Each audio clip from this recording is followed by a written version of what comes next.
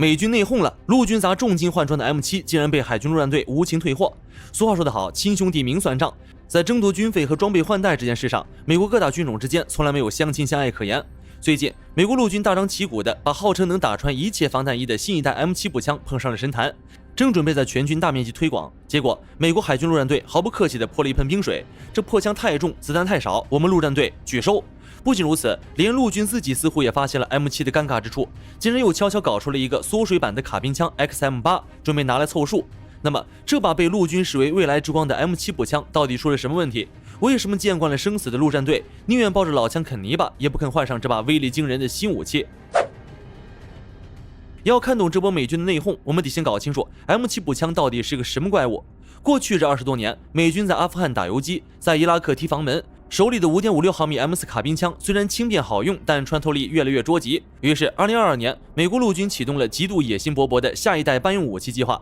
西格绍尔公司拿下了这个世纪大单，推出了 M7步枪取代 M4。这套新枪最大的颠覆不是枪本身，而是它打出去的子弹。美军放弃了用了半个多世纪的5.56毫米弹药，直接换上了史无前例的6.8毫米全威力弹。这口径一加大，加上弹压极高， M7步枪的射程和破坏力简直到了变态的地步，据说能在600米开外。陆军高层兴奋地宣布，我们士兵终于重新夺回了战场上的绝对火力优势。按照规划，到2030年前，陆军要狂买超过10万支 M7。可是天下哪有免费的午餐？追求极致的杀伤力，必然要付出惨痛的代价。当陆军把 M7吹得天花乱坠时，美国海军陆战队拿到样枪掂量了一下，直接爆了粗口，因为这把枪的设计逻辑完美避开了陆战队的所有作战需求。首先是第一个致命伤，太重了。M7为了承受6.8毫米子弹的恐怖膛压，枪身必须造得极其厚实，加上那个死沉的智能瞄准镜和消音器，满载重量简直能把人压垮。陆军士兵大多数时间坐在斯特瑞克装甲车里，下车走2步开枪，可能觉得还行。但你让陆战队员背着这坨铁块去执行2栖登陆，去海滩上抢滩突击，还没见到敌人，体力就先耗光了。其次是第二个致命伤，子弹太少。M4步枪标配是30发弹匣，而 M7因为子弹变大了，弹匣容量被硬生生压缩到了20发。在近距离遭遇战或者 CQB 中，火力持续性就是生命。打20发就得换弹匣，这种火力中断的空档，足够让陆战队员死上好几回了。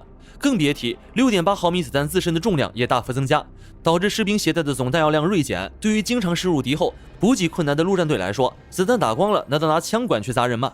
所以陆战队干脆利落地做出了决定，继续维持现有的5.56毫米 M27步兵自动步枪。虽然威力小点，但至少轻便，子弹多，后坐力可控。有意思的是，看到海军陆战队硬刚，陆军其实自己也心虚了，他们开始给自己找补。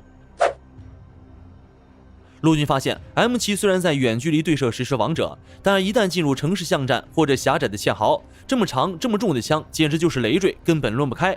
怎么办？陆军便偷偷摸摸地搞出了一个缩水版 XM8 卡宾枪。据星条旗报报道，这把枪是 M7的短管改型，长度缩减了约12.7公分，重量减轻了将近1斤，采用了固定式枪托设计，整体更加紧凑，目的就是为了提升士兵在城市空间中的机动性。陆军表示 ，XM8 最快今年10月就会展开部队测试，并且说这把枪不是为了取代 M7，而是作为它的辅助武器。但明眼人都看得出来，这纯粹是陆军在为当初的激进决策擦屁股。